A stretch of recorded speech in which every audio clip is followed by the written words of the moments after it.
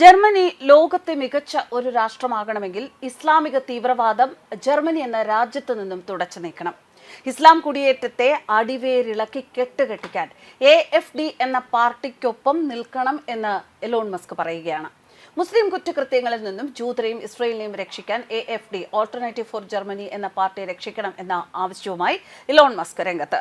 ഫെബ്രുവരി 23-ന് ജർമ്മനിയിൽ നടക്കാൻ പോകുന്ന പൊതു തെരഞ്ഞെടുപ്പിലാണ് AfD എന്ന വലതുപക്ഷ പാർട്ടിക്ക് വേണ്ടി എലോൺ മസ്ക് വാദിക്കുന്നത്.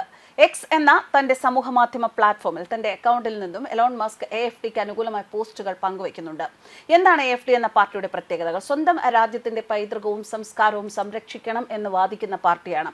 ഇക്കാര്യത്തിൽ ഇന്ത്യയിലെ RSSുമായി സാമ്യമുള്ള പാർട്ടി. അതുപോലെ വിദേശത്തു നിന്നുള്ള ഇസ്ലാം കുടിയേറ്റത്തെ നഖശിഖാന്തം എതിർക്കുന്ന പാർട്ടി കൂടിയാണ് ഇത്. ഇതാണ് ഇവിടുത്തെ മതേതര കോൺഗ്രസ് പോലുള്ള ജർമ്മനിയിലെ ഇടതുപക്ഷ പാർട്ടികളെ വിറളി പിടിപ്പിക്കുന്നത്. ഓൾട്ടർനേറ്റീവ് ഫോർ ജർമ്മനി എന്നാണ് AfD എന്നതിന്റെ മുഴുവൻ രൂപം. ജർമ്മനിയിലെ പൊതു തിരഞ്ഞെടുപ്പിൽ തീരെ പ്രാധാന്യമില്ലാതിരുന്ന AfD പൊടുന്നനെയാണ് വളർന്നത്. പ്രത്യേകിച്ചും ജർമ്മനിയിൽ ഇസ്ലാമിക തീവ്രവാദം പടർന്നു പിടിച്ചത് AfDക്ക് വളമായി. അതോടെയാണ് 2017 തെരഞ്ഞെടുപ്പിൽ 94 സീറ്റുകൾ നേടി AfD 3-ാം സ്ഥാനത്ത് എത്തിയത്. 2023 മുതൽ ജർമ്മനിയിലെ രണ്ടാമത്തെ ശക്തമായ പാർട്ടിയായി AfD മാറി. എലോൺ മസ്ക് അതത് രാജ്യത്തിന്റെ സംസ്കാരം നശിപ്പിച്ചുകൊണ്ടുള്ള ആഗോളവൽക്കരണത്തിന് എന്നും എതിരാണ്. അതത് രാജ്യത്തിന്റെ പൈതൃകവും സാംസ്കാരിക തനിമയും കാത്തുസൂക്ഷിച്ചാൽ മാത്രമേ ആ രാജ്യം അഭിവൃദ്ധിപ്പെടൂ എന്ന അഭിപ്രായക്കാരനാണ് എലോൺ മസ്ക്. ആലിസ് വെയ്ഡൽ ആണ് ഈ പാർട്ടിയുടെ നേതാവ്. ഇസ്ലാമിക തീവ്രവാദത്തിൽ നിന്നും മുസ്ലിങ്ങളുടെ കുറ്റകൃത്യങ്ങളിൽ നിന്നും ജൂതന്മാരെയും ഇസ്രയേലിനെയും രക്ഷിക്കാൻ ജർമ്മനിക്ക് ഉത്തരവാദിത്വമുണ്ട് എന്നും ആലിസ് വെയ്ഡൽ വിശ്വസിക്കുന്നു. ആണവോർജ്ജം വേണ്ട എന്ന് വെച്ചവരാണ് ജർമ്മനിയിലെ മറ്റു പാർട്ടികൾ. ഇത് ജർമ്മനി ഊർജ്ജത്തിന്റെ കാര്യത്തിൽ ദരിദ്രരാക്കി. എന്നാൽ AfD ന്യൂക്ലിയർ പവർ വേണം എന്ന് വാദിക്കുന്നവരാണ്. AfD എന്ന പാർട്ടിക്ക് മാത്രമേ ജർമ്മനിയെ രക്ഷിക്കാനും ആ രാജ്യത്തെ ലോകത്തെ മികച്ച രാഷ്ട്രമാക്കി മാറ്റാനും കഴിയൂ എന്നും എലോൺ മസ്ക് വിശ്വസിക്കുന്നു.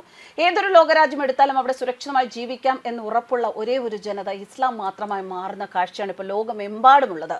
ഇസ്ലാമിനുള്ളിൽ തമ്മിലുള്ള അന്തഃഛിദ്രങ്ങളും ആക്രമണങ്ങളും മറന്നുകൊണ്ടല്ല ഇത് പറയുന്നത്. എന്നാൽ ഏതെങ്കിലും ഒരു ഇസ്ലാം മതവിഭാഗത്തിലായാൽ ജീവനോടെ ഇരിക്കാൻ കഴിയുന്ന രാജ്യങ്ങൾ മുസ്ലിങ്ങൾക്ക് ഏറെയാണ്. പക്ഷേ സ്വന്തം മതത്തിൽ വിശ്വസിച്ചുകൊണ്ട് സ്വന്തം രാജ്യത്ത് ജീവിക്കാനുള്ള ക്രൈസ്തവരുടെയും ഹിന്ദുക്കളുടെയും ബുദ്ധന്മാരുടെയും മറ്റു ജനവിഭാഗങ്ങളുടെയും ആവശ്യം, അവകാശം എന്നിവ ഒരു ചോദ്യചിഹ്നമാവുന്ന ഒരു കാലഘട്ടത്തിലേക്കാണ് നാം എത്തിച്ചേർന്നിരിക്കുന്നത്.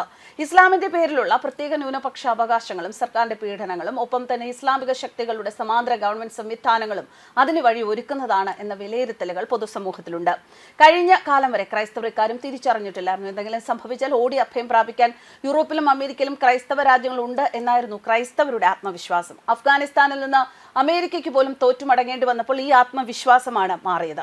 ലോകത്തെ ഏറ്റവും കൂടുതൽ പേർ വിശ്വസിക്കുന്നത് ക്രിസ്തു മതത്തിലാണ്. എന്നാൽ ക്രിസ്തു മതത്തെ പിന്തള്ളി ഇസ്ലാം മുന്നിലെത്തുന്ന കാലം വിദൂരമല്ല. പുതിയ പഠനത്തിൽ വ്യക്തമാവുന്ന കാര്യങ്ങൾ അങ്ങനെയാണ്. 2070 ആകുമ്പോഴേക്കും ലോകത്തെ ഏറ്റവും കൂടുതൽ പേർ വിശ്വസിക്കുന്ന മതം ഇസ്ലാമാകും.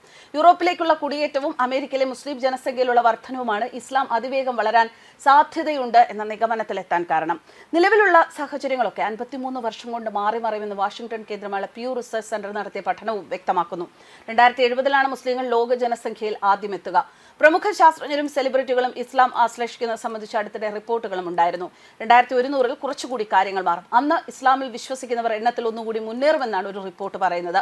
ക്രിസ്തുവിൽ വിശ്വസിക്കുന്നവരെക്കാൾ 1% കൂടുതലായിരിക്കുമത്രേ അന്ന് മുസ്ലിങ്ങൾ. ചില പ്രദേശങ്ങളിൽ മുസ്ലിങ്ങളുടെ എണ്ണം കൂടാനും ഇസ്ലാം വ്യാപിക്കാനും കാരണമാവുക കുടിയേറ്റമാണ്. വടക്കൻ അമേരിക്കയിലും യൂറോപ്പിലും ഇത്തരത്തിൽ മുസ്ലിങ്ങളുടെ എണ്ണത്തിൽ ഇപ്പോൾ തന്നെ നേരിയ മുന്നേറ്റം ഉണ്ടായിട്ടുണ്ട്. സിറിയയിൽ നിന്നും മറ്റ് അറബ് രാജ്യങ്ങളിൽ നിന്നും നിരവധി പേർ യൂറോപ്പിലേക്ക് കുടിയേറുന്നുണ്ട്. ലോകത്ത് അതിവേഗം വളർന്നുകൊണ്ടിരിക്കുന്ന മതം ഇസ്ലാമാണ് എന്ന പഠനം വ്യക്തമാക്കുന്നു. എന്നാൽ തീവ്രവാദം അങ്ങനെയുള്ള കാര്യങ്ങൾ പ്രോത്സാഹിപ്പിക്കുകയാണ് എങ്കിൽ അത്തരം കുടിയേറ്റങ്ങൾ പ്രോത്സാഹിപ്പിക്കരുത് എന്നുള്ള നിലപാടാണ് എലോൺ മസ്ക് ഇപ്പോൾ സ്വീകരിച്ചിരിക്കുന്നത്. എന്തായാലും ജർമ്മനി പോലുള്ള ഒരു രാജ്യത്ത് ഒരു വികസനം നല്ല രീതിയിൽ വേണം എന്നുണ്ട് എങ്കിൽ ഇസ്ലാമിക കുടിയേറ്റത്തിന്റെ അടിവേരിളക്കിയാലേ സാധിക്കൂ എന്ന് തന്നെയാണ് എലോൺ മസ്ക് വ്യക്തമാക്കുന്നത്. ന്യൂസ് ഡെസ്ക് കർമ്മ ന്യൂസ്.